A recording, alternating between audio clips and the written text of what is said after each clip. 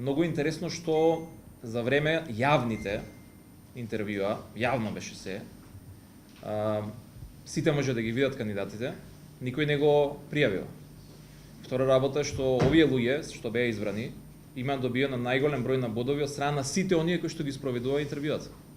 Да ве потсетам, во оваа комисија имаше членови пратеници од власта, пратеници од опозицијата и представници на граѓанскиот сектор.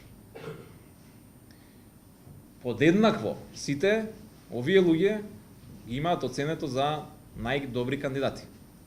Откако беше извршен изборот, излезе оваа информација.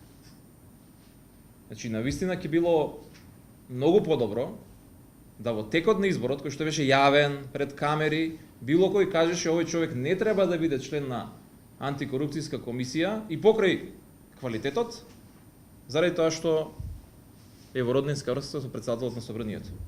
На крајот на денот, ако јавноста смета дека тоа е толку голем проблем, требало да се реагира додека траел изборот, како што се реагираше за многу други кандидати.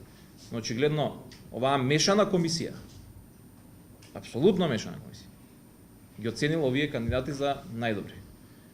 Следниот период на функционирање на оваа комисија, особено во предизборен период, навистина ќе покаже колку е искрена намерата на било кој да се бори против корупцијата.